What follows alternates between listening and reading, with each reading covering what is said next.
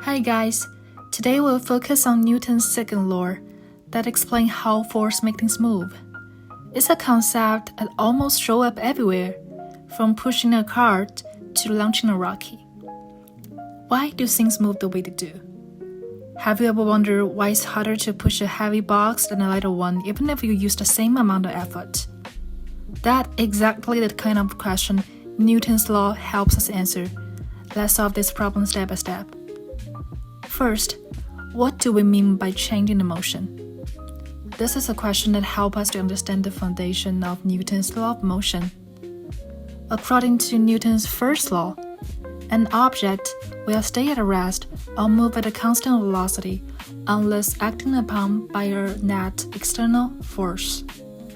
So when motion changes, there must be a force acting on it. Therefore, we can say that an external force causes non-zero acceleration, which is a change in the object's velocity. Here's a cute example to show the situation when the external force is zero, which is also called equivalent in later chapter. Now, if a net force causes acceleration, the next question is, how exactly are force and acceleration related? This brings us to the Newton's second law of motion, which gives us a mathematical relationship. Okay, let's break down Newton's second law of motion. Basically, the law says that the more force you apply to an object, the more it will accelerate. And if the object is really heavy, it won't accelerate as much unless you apply even more force. The formula is F equals ma. So if you know two of the values, you can always figure out. You can see in the image. If someone pushes a box, the force they use and the mass of the box together determine how quickly it speeds up.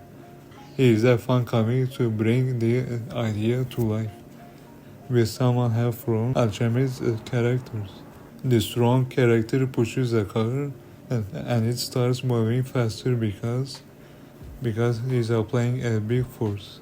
That's exactly what Newton's second law explains. More force equals more acceleration. Let's talk about something we have all experienced. You push a 20 kilogram box with a force of acceleration will be 40 divided by 20, which gives us 2 meters per second squared. Now let's double the weight.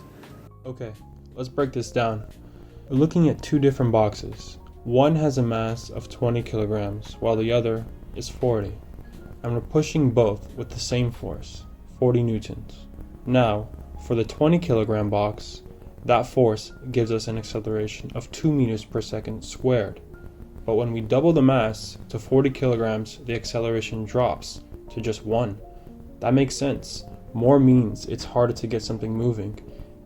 This is exactly what Newton's second law tells us. Acceleration depends on both the force applied and the object's mass. More force means more acceleration. More mass means less. So, if you've ever struggled to push something heavy, now you know why. It's physics. To wrap it up, a change in motion means acceleration.